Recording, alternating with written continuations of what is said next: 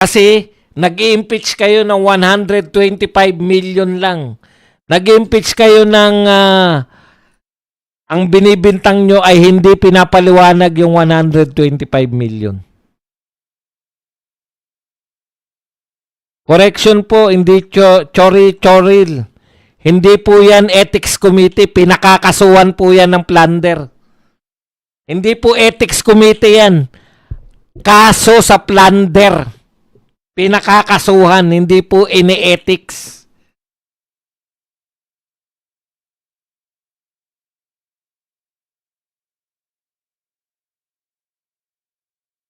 Pati yung ethics committee nyo Putya, salang agad. Isasalang agad sila Chis Escudero. Matagal na yung kay Risa Ontiveros Na may nag-file ng ethics committee kay Risa Ontiveros sa tanim witness.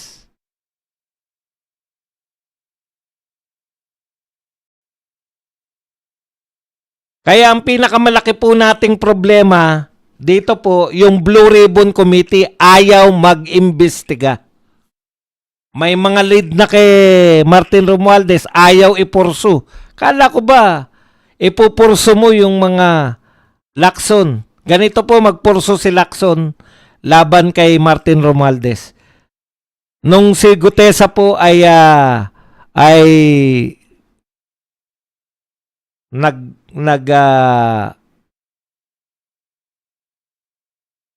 naging resource person, speaker. Nagbunyag po si Gutesa na sila ay nagdi-deliver ng mali-maletang basura kay Martin Romualdez. Hindi ba dapat ipurso mo yun? Ano ang pinurso ni Ping Lacson? Kung peke o hindi yung kanyang affidavit. Yung panunumpa, hindi mo tinanong, yung panunumpa niya ba peke? Saksi ang lahat na numpa siya Saksi ang lahat na pwede kayong magtanong. Saksi ang lahat na nagtatanong ka. Saksi ang lahat na nanumpa si Gutesa, nagkwento si Gutesa, tines ninyo kung tama yung sinasabi ni Gutesa sa pamamagitan ng tanong, tatanungin nyo, di ba ganun? Pag nagsisinungaling ang tao, makikita ninyo, dahil sanay ka mag-imbestiga, tuwan-tuwa sa'yo si Tito Soto, di ba? Ikaw ang pinakamagaling na investigador. Napatunayan niyo ba nagsisinungaling sa Gutesa? Hindi. Nakita ba ng tao na nagsisinungaling si Gutesa? Hindi rin. So sa makatuwid, si Gutesa ay credible na witness. Pero anong una nyo kinabukasan? Anong una nyo ginawa? Siniraan ninyo si Gutesa. Yan ba yung pagpupurso sa ebidensya? May isang katiwa-tiwala.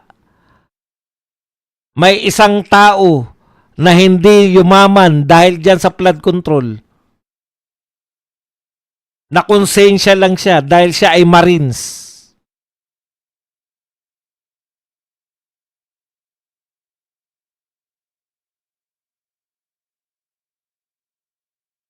Pero imbis na ipurso nyo yung mga pinagsasabi ni Gutesa, wala lang. Binaliwalaan nyo. Pinurso nyo yung sinasabi na peke yung notaryo.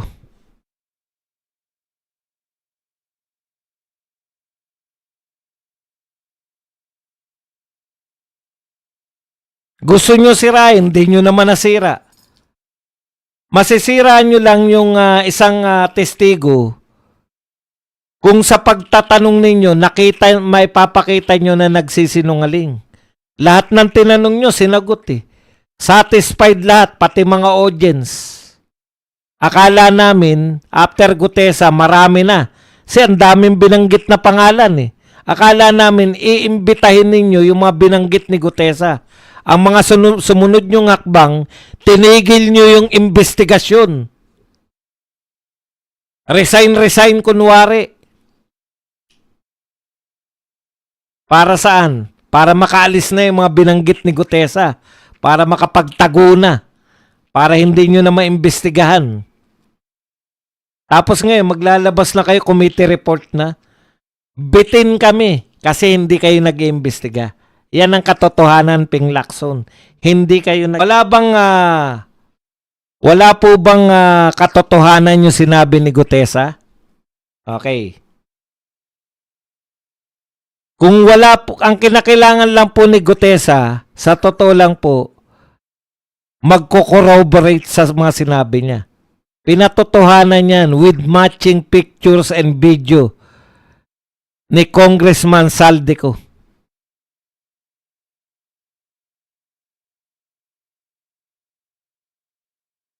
Kaya yan, eto mga diversion lang tong ano na to. Impeachment na to. Magtagumpay man kayo sa impeachment, loko-loko ba yung mga Duterte supporter na in-impeach nyo na si BP Sara? Kayo pa rin ang iboboto. Kahit sino man sa Dilawan na nag-endorso niyan at sa mga taga-administrasyon, hindi pa rin namin iboboto. Ano yan? Halimbawa, nagtagumpay kayo, BP Sara. Kaya kayo, kailangan natin kayo ngayon, lalo na kayong mga taga-Visayas at Mindanao, iparamdam ninyo sa mga congressman nyo na ayaw nyong makisali sila dyan sa impeachment kay BP Sara. Kung hindi, hindi nyo na sila susuportahan. Mag-campaign kayo. May mga Facebook po lahat yan. Bahain po ninyo. Mr. Congressman, hindi na namin kayo susuportahan pag sumuporta kayo sa impeachment ni BP Sara. Mr. Congressman, babawi kami. Yung pamilya ko, hindi ka na iboboto at ang buong pamilya mo. Kung itutuloy nyo yung impeachment kay BP Sara para may pressure sila. Ang pressure kasi sa kanila ngayon mula sa mga amo nilang magnanakaw eh. Para lang kanino? Sa kapakanan ni Risa Ontiveros para mawalan lang ng kalaban na Vice President si Risa Ontiveros? Kalampagin ninyo yung mga congressman ninyo. May mga pages yan. Kalampagin nyo.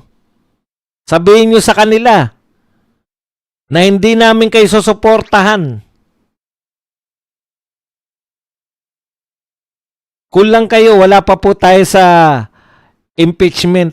Hindi pa po nakakakuha ng mangampanya po tayo sa mga congressman natin. Hindi po tayo po pwedeng kampante lang na tagapanood. May magagawa po kayo. Kayo, meron pages, lahat ng congressman ninyo, i-message ninyo. Sabihin nyo, congressman, lahat ng pamilya ko hindi ka na iboboto pag sumama ka dyan. At mangangampanya pa ako laban sa iyo at sa pamilya nyo. Bahain ninyo yung mga pages ng inyong mga congressman para ipakita nyo sa kanila na ayaw ninyong ma-impeach si BP Sara Duterte.